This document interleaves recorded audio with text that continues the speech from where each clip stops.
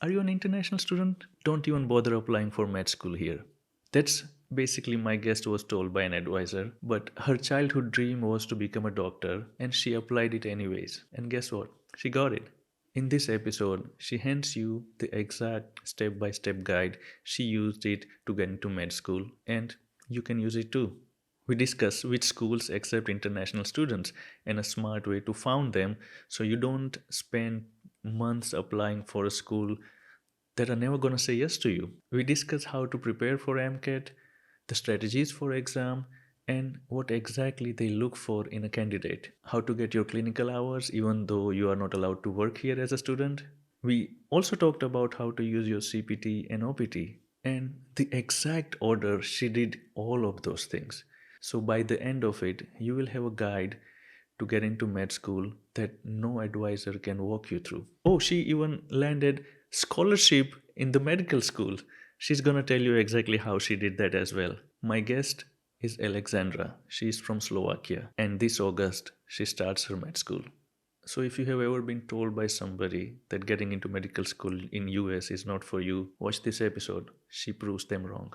So we will be talking about the process to get into medical school in US. Tell us how different is it is in how many ways. I mean, it is very different because, first of all, yes, you are international, and a lot of the schools, they, not like that they just like don't accept internationals because you are, first of all, financial liability, and also a lot of them, they even say like, yes, we do accept internationals, and then you look at the stats and like, yes, all of the international students submit their application, but they don't even get a chance for an interview, and then Mhm.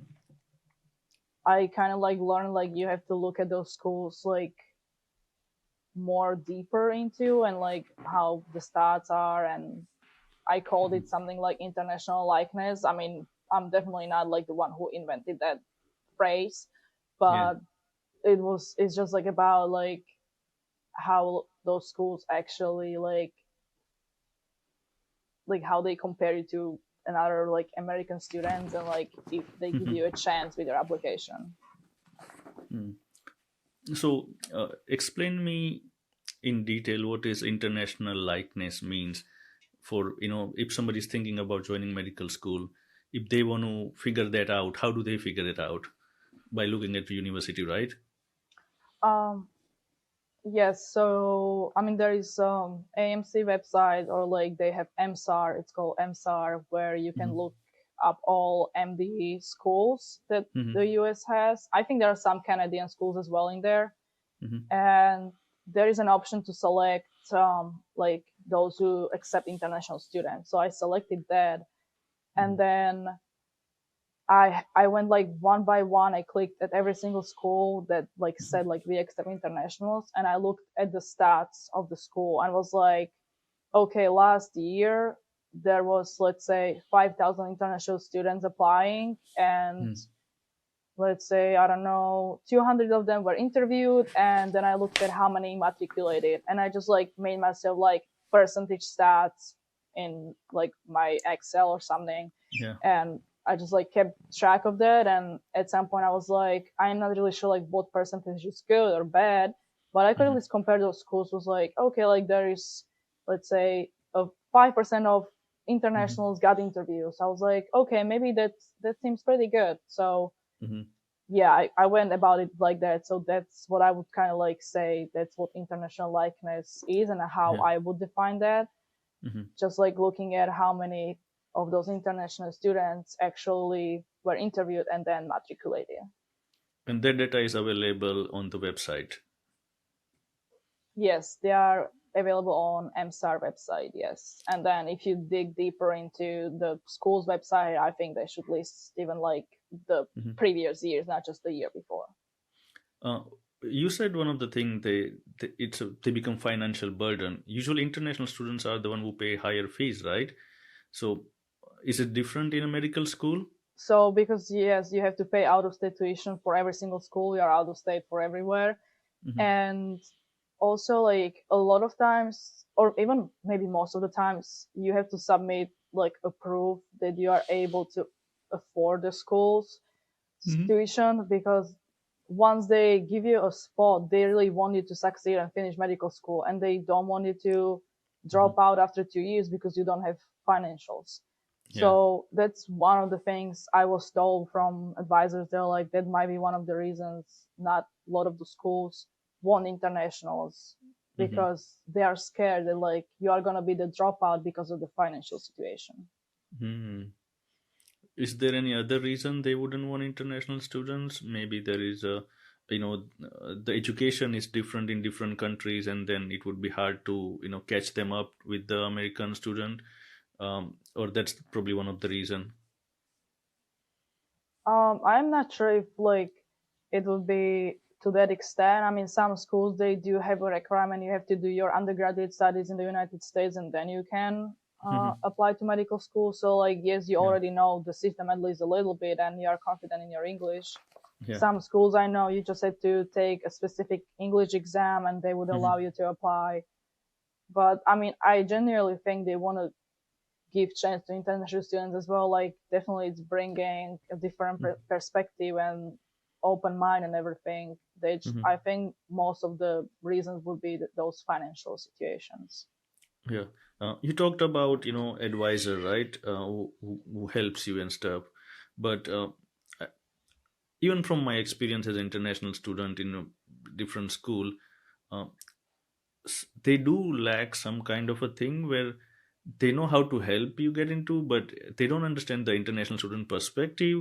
Um, you know, was there any kind of a gap in that? Like, oh, they have great advice, but they miss out on something that you feel like I didn't get the all the information I needed or the way I needed. I mean, yes, definitely. We like University of Delaware. They have like pre-health advisors, so it's like for different kind of health professions. And I Hmm. did go actually like my freshman year, like right away, maybe in like October. And at that point, I didn't even know like how you get into medical school. I had no idea what MCAT is, and that it's 8 hour exam. I was like, my mind was blown up. I was like, there is no way I Oh. can do 8 hour exam. And then they told me like, yes, you have to do so many other things. You have to shadow, you have to volunteer. Also, Hmm. it would be good for you to have some other clinical exposure, which usually is a paid opportunity. So again, very hard for internationals. Hmm.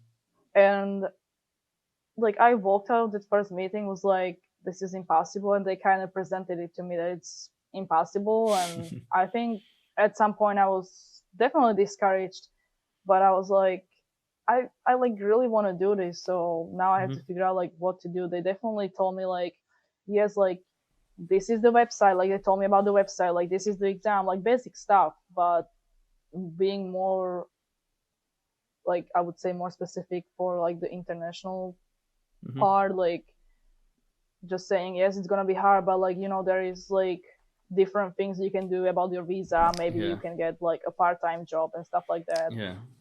I think that's definitely like, if if I had like a pre-health advisor who was international themselves, I think that would have been easier. But that may happen at some schools, but Yeah. it's not that common. Yeah. No, because yeah, they just focus on the guide to become a doctor. That's same for everybody, but they don't know Yes. about the hurdles that international students face. One of the thing is like, oh, they cannot work, or maybe they can work on a CPT or OPT and all those things. They don't add all those things, right? And those are the things that are really important to know, that can help you in so many ways. I would love for you to just tell me the whole process from, the date you decided, what was the first step you took to get into medical school, to eventually now you are into medical school, right? Tell me the whole process as an international student, as much detail as possible, so if somebody is thinking, they just watch this and like, okay, I know now everything. Okay, I'll do my best. So like when I was coming into University of Delaware, I already told the university I was like I would like to go to medical school. So they recommended I major in health related major. So like I decided to major in biological sciences, and while doing the degree, I would have like all those biology classes, chemistry Mhm. classes, and like I know physics, and then like a few other classes that are required for you to even apply to medical school, because there are some required classes you need to take. Yeah. So that was already in my curriculum as undergraduate. So I was like, okay, I'm good with that. Like, I don't need to think about like, Mhm. you can technically major in, I mean, Mhm. let's say finance, but you won't have a biology class which you need. So you would have to like, on top of your finance schedule, you would have to add biology. It is possible.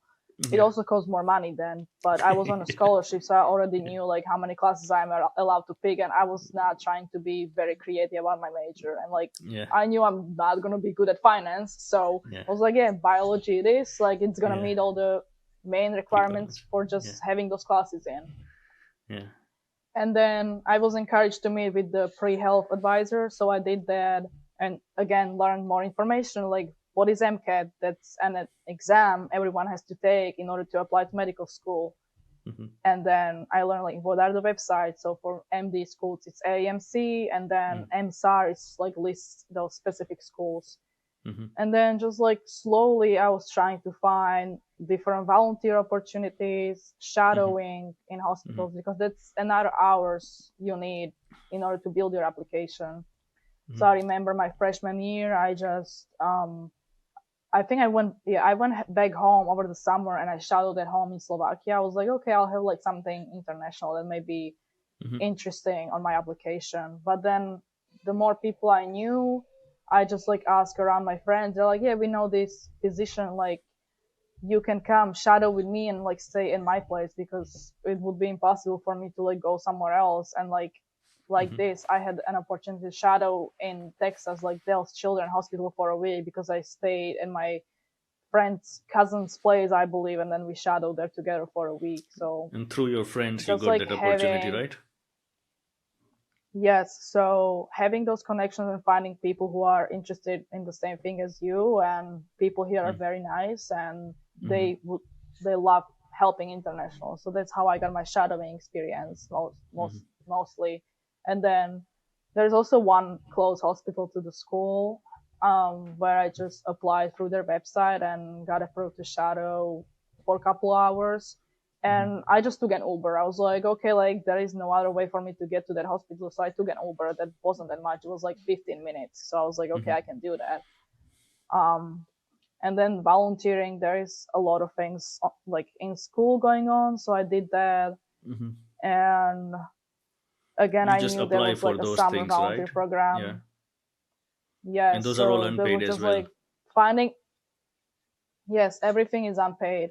And then for me, too late, I learned that there is something called CPT. So you can, it's like a part-time job. So if you find like, my Mhm. major was biology and like pre-health. So if I would get like an internship or something like that, it could have been paid, and I could like work in the hospital as a scribe or like EMT or something.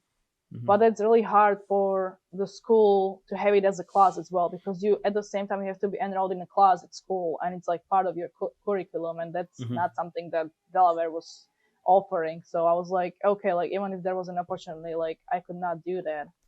Mhm. But luckily, University of Delaware is really good in research, so I was able to do actually over the summer like a 10-week Mhm. full-time paid research position. And they just required for me to submit like a bunch of paperwork, set up a social security number so then I can do the taxes and everything. Mhm. And it didn't change my visa status at all because it was Yeah. over the summer. Mhm. So one of the first thing you do is, try to take biology classes or medical related classes that can help you get into medical school, right? Another thing is when you talk to your advisor, you learn that you need to do volunteer opportunities or shadowing opportunities, because that can be added into your resume and make your resume stronger to get into medical school. Is there any requirement for those hours, or no? It just makes your resume stronger.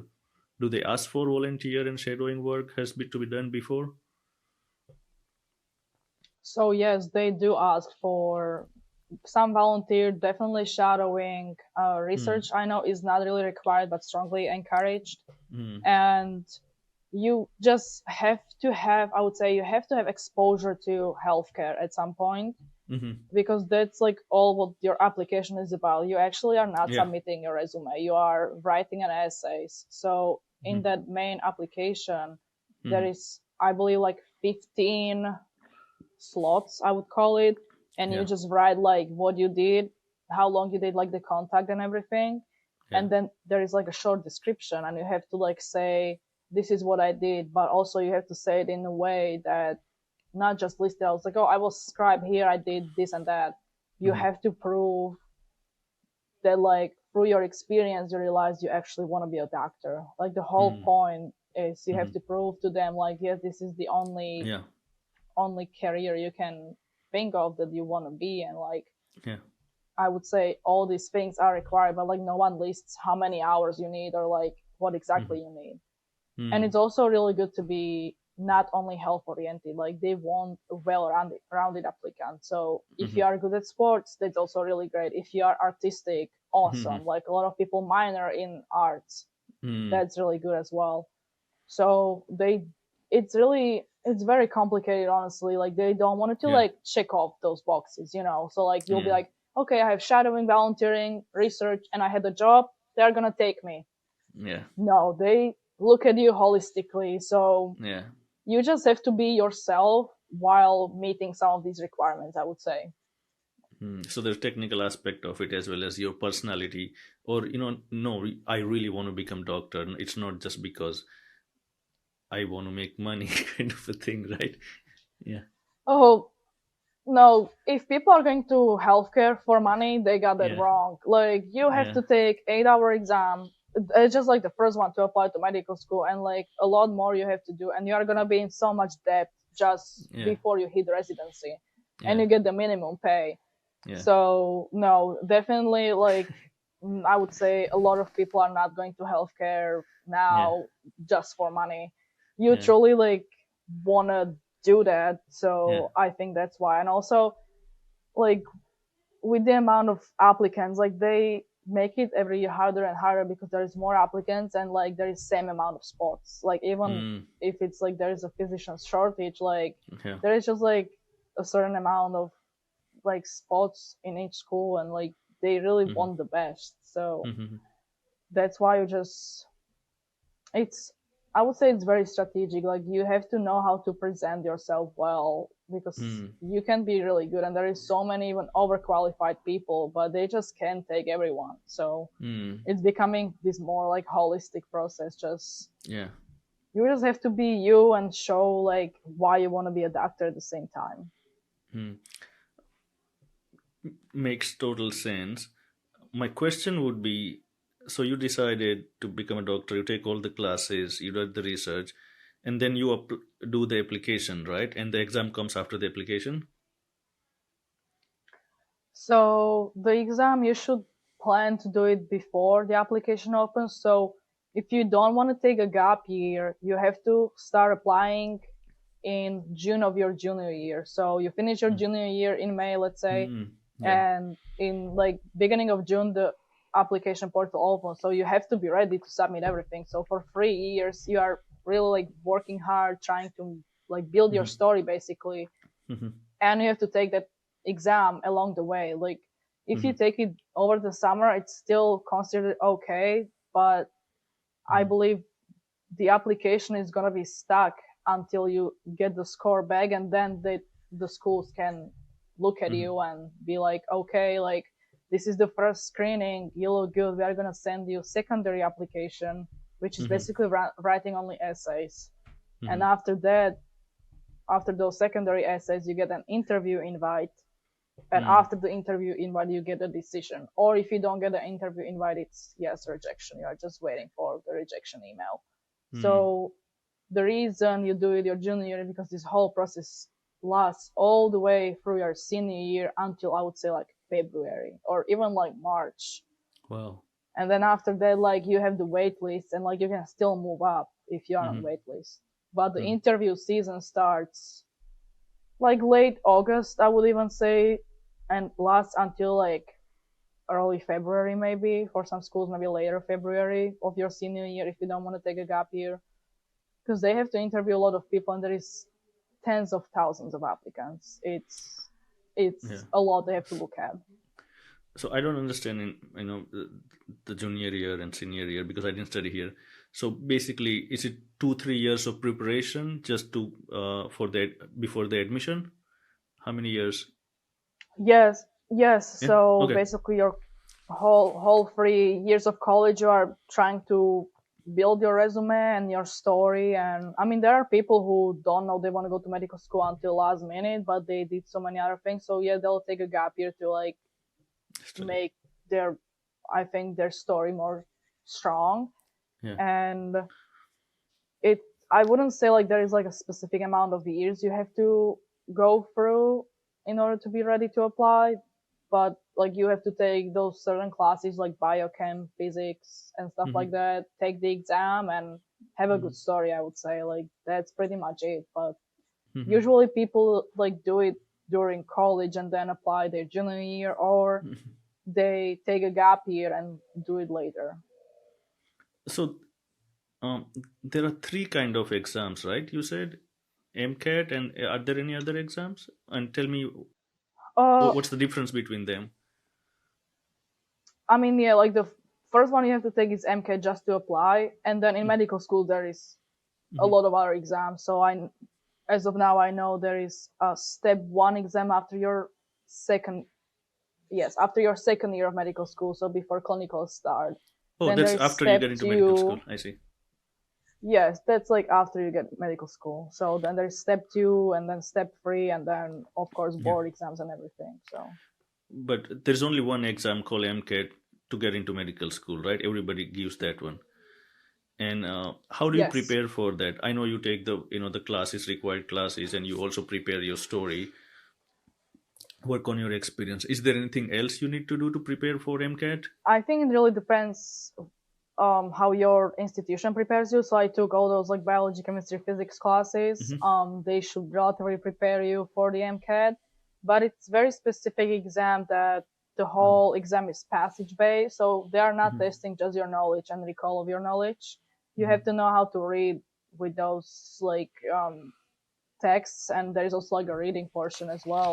Yeah. So you are trying to study. I mean, I honestly studied by myself because I didn't have financial support for like extra like courses or like other Mm-hmm. like prep companies. There are like prep companies that you can Wow. buy Yeah. like a, let's say like a 3 month subscription, and they have like extra classes, like you have a tutor and everything. Mm-hmm. So there's definitely a lot of things to do to prepare. But I remember I had, there is this like, I believe it's like 7 books or something, and I just like skimmed through the 7 books. I was like, okay, like I should know the content, and then just like practicing those questions and those exams. So Mm-hmm. I bought some of the exams, and the AMC, actually like the company that administers the exam, they Mm-hmm. have some practice exams. I just practiced those and was hoping that's gonna be good enough. So yeah.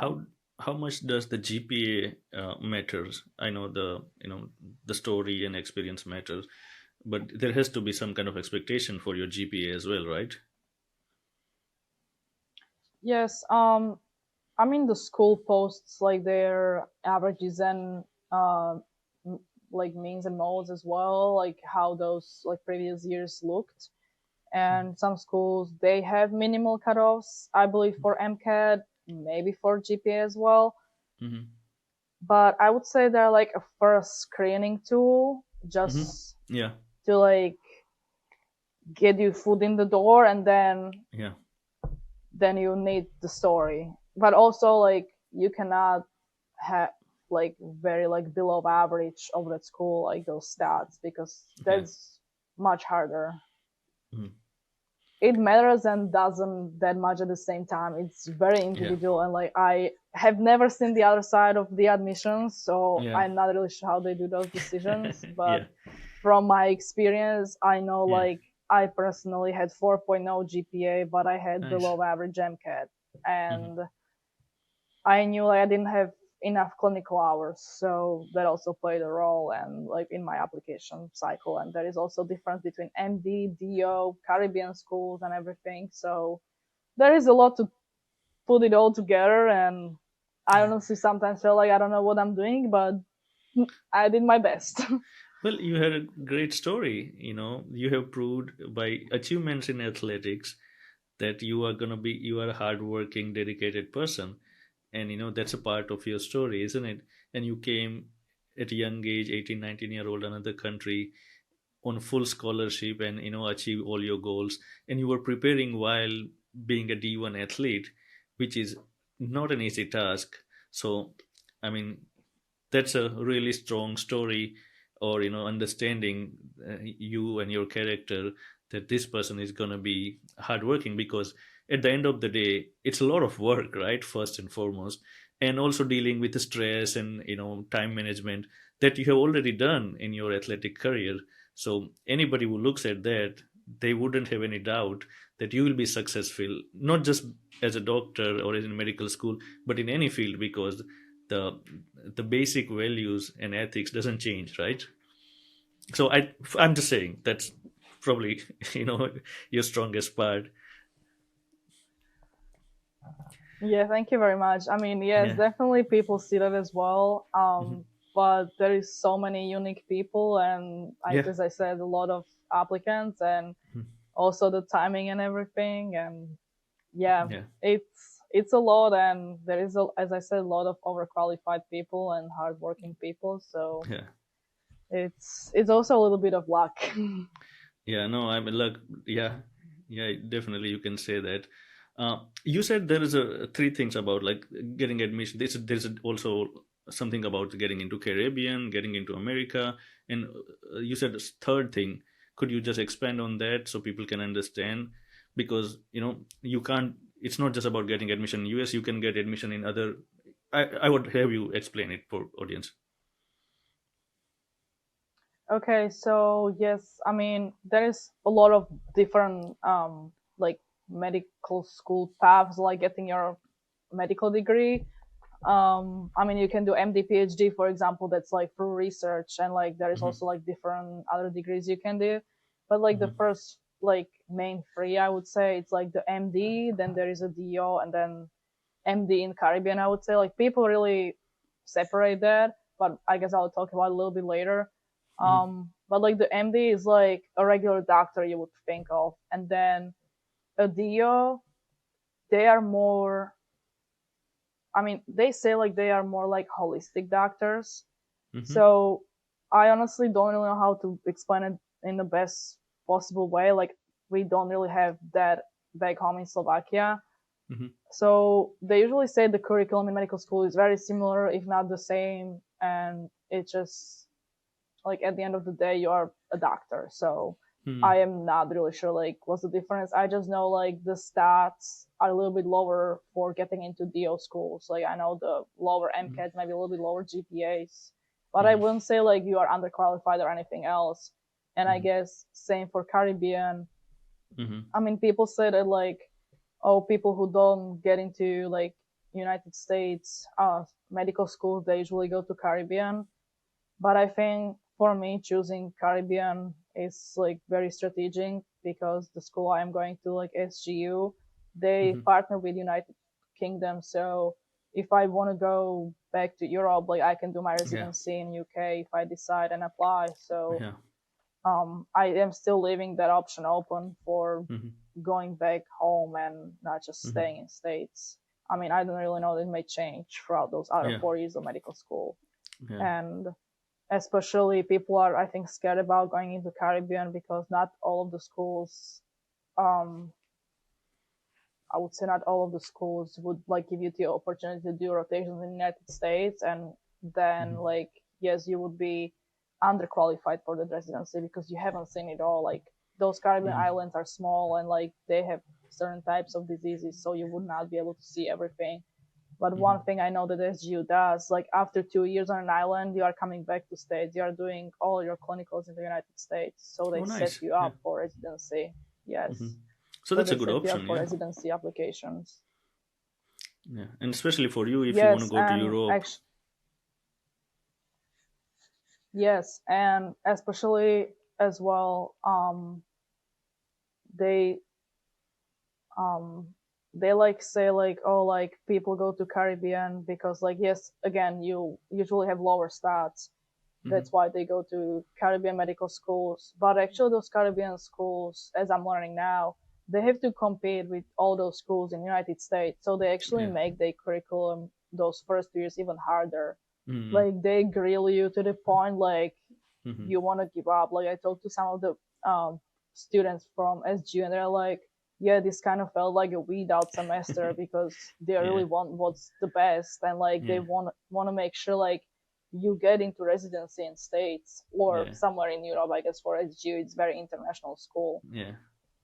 So at first I was like, yeah, people say, oh yeah, like you go there because you had lower stats and didn't get into like medical school in States. But Mm-hmm. at the end of the day, like they may prepare you even Mm-hmm. more because you have to Yeah. work harder and compete with those other Yeah. schools in States. Makes sense. So let's talk about MCAT. Tell me your experience with your MCAT. 8 hours, right? Is it like straight up 8 hours, or you get a break? I don't know. You get a pre-break. You tell me, and then you what the advice you would give to somebody who wants to get into, who is gonna go for MCAT. Quick thing before we keep going. Please hit subscribe. We will bring new episode every week with somebody who has already been there where you are. This is how a new international student will find this episode who may need it. Thank you. Yes, it's definitely a lot. Yeah. It is a roughly 8 hour exam with the breaks. So there are Mhm. four main sections. So there is first one is Chem Phys, so it's chemistry and physics. It's all passage based. Mhm. Then you have, I believe, 10-minute break. Yes, I think 10 or 15. I'm not really sure now. It was more than a year ago. Mhm. um, and then you go into cars section, which is basically a reading section. So like they test your reading. Like there is like a philosophy passage, and you just have to answer questions like what is the Mhm. main passage or like what the author wanted to say. Just like a basic reading, which is Mhm. actually kind of hard. They make it really hard. Mhm. And then there is a biochem section where they test your biology and biochemistry knowledge. Mhm. And last section is psych soc, so that's psychology and sociology. So there's Mhm. another passages, and they are testing that knowledge.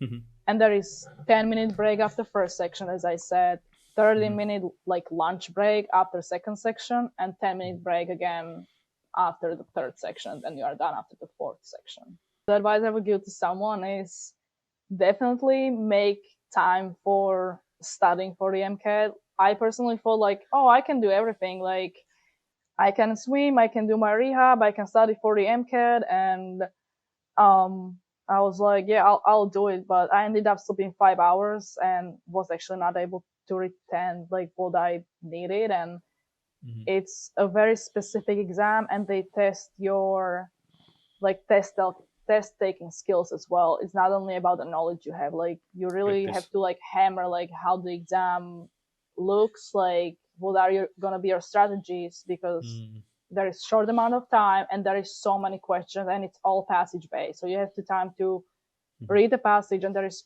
no more than a minute per question maybe. Mm. So it's a lot about like your strategy of test taking and Mhm. have time to like learn how the exam works. I think that's very much more important than just having Mhm. the knowledge of all those like sciences.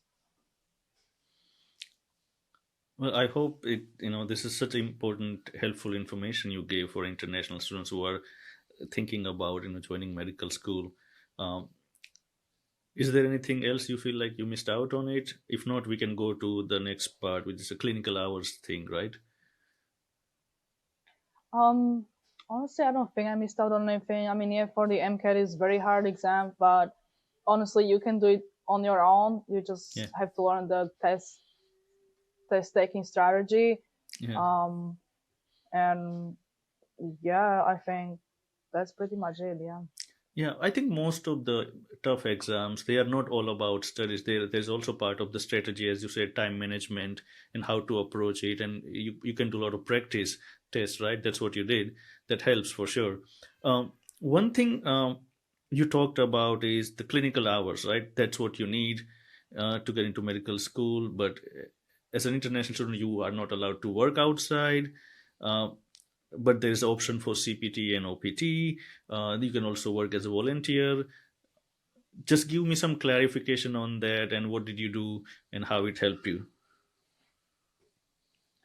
Um, I mean, as I said, I volunteer through my university, like in a bunch of different clubs. So Yeah. you are allowed to do that. I know our school just encouraged us to check in with the international office and making sure, like, Hmm. yes, it's only on volunteer based and the amount of hours are not like crazy, like it's like a job, even though it's not paid. Hmm. And then for like the CPT and OPT, I know for CPT it has to be like tied to like a class at school. So like if your class has like an internship class, you'll be Hmm. enrolled in that, and then that would just allow you to, like, for example, go to the hospital and work and get paid. But Hmm. also there are limitations on how many hours also Yeah. a week, and then also how long you can have that.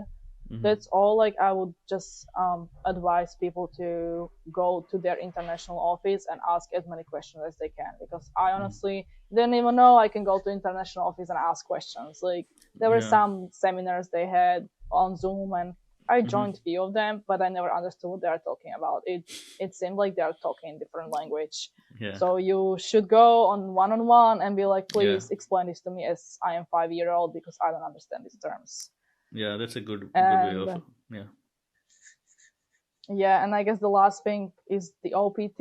You do it after you finish your undergraduate studies, and if you feel you are not ready for medical school yet, you take it's it's pretty much like working visa, but it's for a year. I think some majors have it for 2 years. You can just, if you get a job offer, you can work full time on that Yeah. type of visa, and like once it expires, you are not eligible like again to work Yeah. on that type of visa. So that's what OPT is.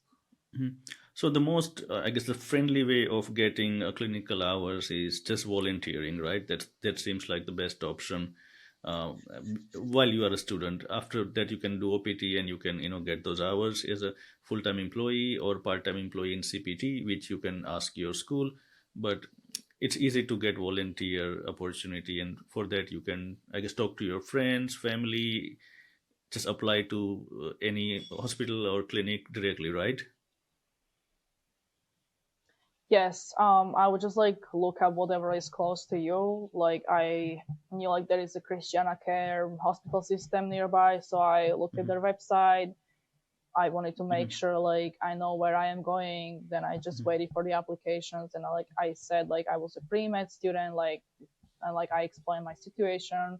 Hmm. Eventually got approved. Like sometimes yes, you can get denied. But volunteering is definitely the easiest thing. It's the least amount of paperwork, even though it's Hmm. sometimes still a lot. Hmm. Um, but then, yes, I would advise on CPT or OPT. I think I lacked that clinical experience, so that might have been one of the reasons I wasn't really approached by American MD schools, because I had like no working experience in the hospital. Like I Yeah. volunteered with the hospital, I volunteered with chronically ill patients, but I was not allowed to do any procedures because it was not a work, and I Hmm. did not have a certification for that. Like it Yeah. was no point for me to pay for the certification if I cannot use it. So Yeah. I would, if there was a CPT, I would do that, and if I had a chance to do OPT and not rush into medical school, I would definitely that would definitely help my application.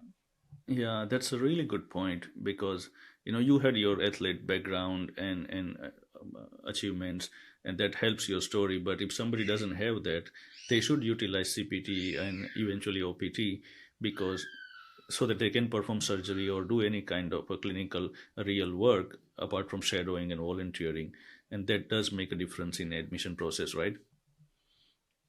Yeah, it does. Hmm.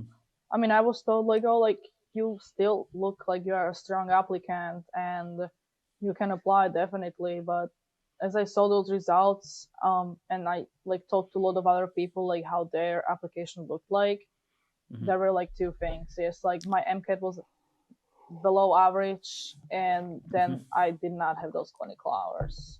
Yeah. No, that's a And yes, I really was international, so yeah. yeah. So you decided to go to Caribbean in Grenada, and you one thing you said like you can do 2 years study over there, but then you can come back to US for 2 years. Is it same for everybody who goes to the Caribbean, or it depends on your grade or experience? How does that work? It depends on the school. I just know SGU, the way they are set up, like only first 2 years you are in classroom, so you do everything on an island. Mm-hmm. You work with the local hospitals to like learn the clinical like part of the healthcare. So like you know how to do a physical exam and like all those things to prepare you for rotations. But you are like on a little island. You are not able to rotate all those rotations. Mm-hmm. So then you go back to United States and you get placed into hospitals. Like they have Mm-hmm. affiliations with multiple hospitals across the United States, and Mm-hmm. I think I don't want to get ahead of myself. Like I haven't met with any of my advisors, but I think it's like Mm-hmm. it's based on like your rank, like what schools you feel like you want to go to, based on like how many rotations you can do in the same place, and like your financial situation, obviously, like how well you are doing, also what specialty you might be interested in, and they Mm-hmm. try to match you into your like best like top three choices. Mm-hmm. So then you will do that your third year because those are mandatory rotations. You have to go through Mm-hmm. mandatory rotation. And your last year, you just pick those that are going to help you to get into residency you want to apply for. And is there a kind of a preferable specialities for international student that they should go for if they want to, go to US clinics and hospitals to get a experience, clinical work experience, or you can choose whatever is you are passionate about. Um, I mean, definitely, as I said, like everything is a little bit harder for internationals just because of your status. Mm-hmm. And there are definitely specialties that are like less competitive than other specialties. So I know like they advise you to go into less competitive specialties. Like Mm-hmm. for the competitive ones, like yes, you're competing against top tier like MD and DO medical schools in states already. Yeah. And some people still have the stigma that like yes, you went to Caribbean, you didn't study as hard, but you Mm-hmm. did, and like you try to make the best Yeah. of what you had. Yeah. So they advise you to go to less competitive specialties. And Mm-hmm. yeah, I think I guess I'll see and know more as I get there in August and talk to more people. And Yeah. definitely I'll keep people posted. I'm gonna try to like share my story on TikTok. So hopefully I'll Yeah. be more wise. And that's what I wanted to talk about. That I saw your TikTok video and I feel like, oh, that's such an important information for international students who want to be in medical school. Uh, and that's how we got in touch, and that's how we are doing this podcast. Tell me something about your TikTok, and while doing all those things, you have somehow took out time to make a content which is helpful for international student. And I'll definitely, I'm gonna add one of your reel in the podcast as well, so people can see actually, the kind of information you share. But tell me about your TikTok account and why did you start that? So yeah, like after I like stopped swimming and just had a little bit more time and came to terms that my like the one athletic career is over, and also like on national level as well, I was like trying to find different hobbies. And I know a lot of people I meet here, they like think I have an interesting story, and like I don't think I ever felt confident in like myself just presenting myself on social media and like what Hmm. it took to be where I am now. Yeah. And there were people who asked me for advice that are American students here, like underclassmen, and wanted advice on how to get into medical school, like what everything I had to do, because it's Hmm. very hard for even Americans to know all the information. Yeah. And I was like, okay, I'm gonna give myself this 30-day challenge and just start posting something. I was like, okay, Yeah. I started with like Hmm. some pre-med content, and like now because it's summer, I just like posted like, oh, like I cook as well, or like this is my day in life, and Yeah. like this is Yeah. what I do, like Yeah. something that shocked me in America. I'm just like Yeah. exploring that world, and I think the more like followers I have, I think I'm gonna just make the best out of it and actually share more of my Yeah. pre-med journey as well, because right Yeah. now I'm not really sure what I would share about my pre-med journey as Yeah. much because I Hmm. don't have those videos. Like I was not Yeah. saving a bunch of videos. I was just like locked into studying and swimming. Yeah. Yeah. But definitely I'm planning on sharing my whole med school journey and how Yeah. Caribbean is gonna look and where it's Yeah. gonna take me. And hopefully that's gonna show other people that it is possible, and if you have Yeah. a dream, just go for it.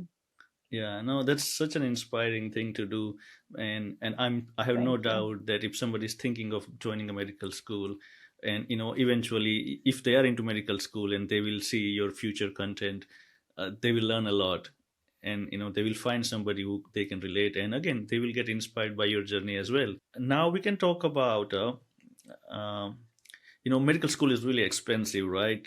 For anybody, even American citizens too. Did you get any scholarship for your medical school? How did you get it? And just share some information about that for people who are looking for, because usually there are not many.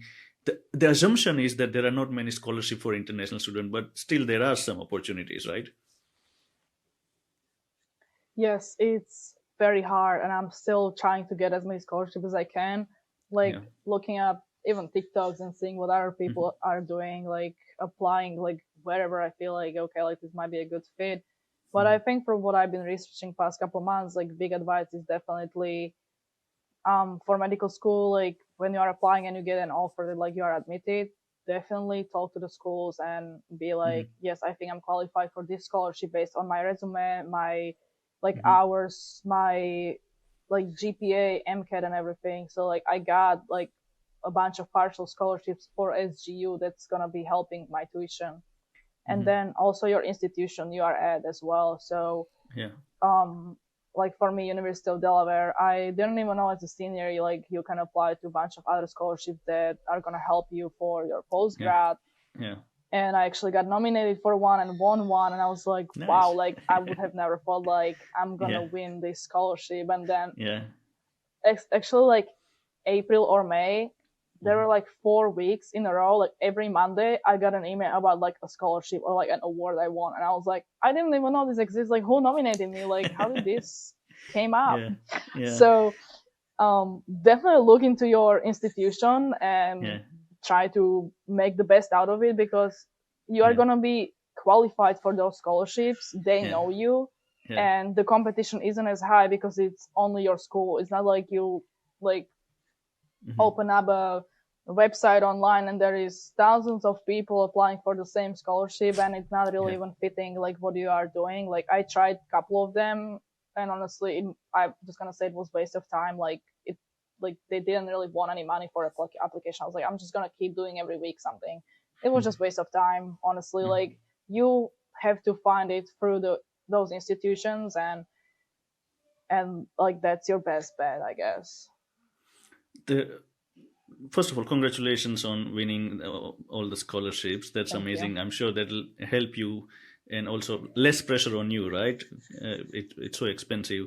So basically, you check out your university website and see what scholarship you qualify for, and you should apply all of them, because you may or may not get it. If you don't apply, you don't get it, right? And there are scholarship Yes. available in like a medical school as well. Over there, you can also look into it, right? Yes, so I know like SG already like screens you for any scholarships they have based on your Mhm. application. So I got that, and then I know like I emailed them at some point back, and I was like, I think I am more qualified, so I think I deserve more money, and they actually gave me more money. So Nice. don't feel like Yeah. you are not in a position to ask for more. Hmm. I mean, what's the worst case scenario? They just say no. They cannot Yeah. take away already what they gave you. Yeah. And I think this is just like I guess advice I saw on TikTok. I was like, yeah, just go for it. Like someone I just watched a video and like they were saying just like go for it. Like they what's the Yeah. worst scenario? Yeah. Like they cannot take away what already they gave you. Yeah. So I went for it and it worked out. So I think Yeah. definitely be more bold and confident in yourself, Yeah. Yeah. because a lot of people have imposter syndrome. They're like, I don't think I'm Yeah. good enough. Like there is more overqualified people, but you have to try. Yeah. This is for the future after you become doctor. My wife is a doctor, so I can say it from her experiences. But even after you finish your education, there are programs, there are loan forgiveness programs that you can apply for it. And if you work for certain kind of clinics or institute which are government funded or helping impoverished or a different kind of communities, then if you work for those institution or work in certain areas where there are not enough doctors, there are programs that can give you loan forgiveness. This is again going to come much later, after your education in medical school, but keep an eye on that as well, because that's the one good Yes, thing thank you about so much. us. Yeah, thank you for your advice. That you get a lot of opportunities to loan forgiveness and scholarship, and you should utilize all of them. So on your TikTok, is there any questions that aspiring medical student has asked that we haven't discussed yet that we can discuss? I think I was actually really surprised already after first week of just like posting few videos, and there were students asking me about my journey. So I think I'm hopefully I answered it to the best Yeah, way possible. Like if they have more questions, they can definitely contact me. yeah, I'm gonna make my best effort to answer everything. And yeah. they just been asking like how I got into states, like what it took, and Mm, some students just reached out to me, even like for dental schools. They were like, could you just like please look at my personal statement and review a personal statement? So I was like a different set of eyes to just review personal statements. yeah, And it was just, it felt really good that they trusted me to review their yeah, personal statements, even though like yeah, I told them like, look, I'm international, like I'm not gonna be changing yeah, your like sentence order or like word order, but I can tell you like what I think about it, like how your ideas should flow. yeah, um I think that was very nice to hear from them. And yeah. a lot of them, yes, ask about the clinical hours and everything. Mm-hmm, Um, and then I believe some of them were asking about like if they should like switch undergraduate institutions. mm-hmm, And I would say if you are happy with the help you are getting at your undergraduate institution, mm-hmm, like you should not be switching mm-hmm. institutions. Yeah. Like it doesn't matter to what undergraduate Mm-hmm, school you are going to, if you are going to Harvard or if you are going somewhere else. Like the name of the school doesn't matter at this point. mm-hmm, It's all you and like how you present yourself. mm-hmm. Yeah, that that the help the institute gives, it's really important, and you should take it for, you don't know what's you're going to get the next place, right? So that's really important thing. We will be putting your social media information in the description, so you can follow her Okay. on TikTok. You can ask any questions. It's a huge compliment somebody gives you to read personal statement. So that's a really nice thing that you read that. If you go back in time and see yourself looking at the WhatsApp message of joining a Delaware University, after all this experience, what would you tell that person, that what will she learn and experience? Um, I think one thing I would tell myself if I could go back is just trust the process. And Mhm, yes, I'm gonna experience one of the hardest moments of my life, but mhm, at the end of the day, I'm gonna be very different person and very mature and learn a lot. So just I mhm. think keep up the work, and there Yeah. is a light at the end of the tunnel. And at the same time, Yeah. don't forget to enjoy like little moments, Yeah. which I sometimes forgot because I was too Yeah. locked in into school and swimming. Yeah. Yeah. um but because like there is always going to be next goal or next like Yeah. your next vision or like Yeah. what you want to achieve. But make sure you have time to appreciate what you've done and Mhm, be proud of what you've done, mhm. because you are going to be like at the end of the day, like you are gonna get there and it's all gonna work out. Mhm. That's such a beautiful way of saying it, and it's a nice way to end this amazing conversation. I hope everybody found this helpful. Thank you very much, Alexandra. This is such a amazing conversation I had, and I learned a lot, and I'm sure everybody else is going to learn a lot from this. I mean, yeah, like thank you so much, Hirsch, for inviting me to this Yeah, podcast. Like, I just started my account and then you reached out. I honestly, it's amazing, and like especially like what you are doing, I think it's amazing. It's gonna help a yeah, lot of other international students. Like, I yeah, wish I found your channel earlier. yeah. So yeah, Thank thank you you. so much for your time, and definitely even in the future, like don't hesitate to reach out. Like I'm gonna try to keep posting. Hopefully, I'll have Yeah, time in medical school, yeah. and yeah, hopefully I can inspire next generations of future doctors or even like other international students to just follow their dreams. Yeah, we'll do part two of your medical school journey after a few years. Thank you so much, Alexandra. Thank you. You made it to the end. Thank you. So now you know what this podcast is all about. While watching this episode, did somebody came to your mind, a friend, an international student who is probably going through the same thing or having a hard time settling down? Just share this episode. Just one person. This might be exactly what they need right now. And this is how we reach to more international students, not by me, by you sharing it with the people who need it. Thank you.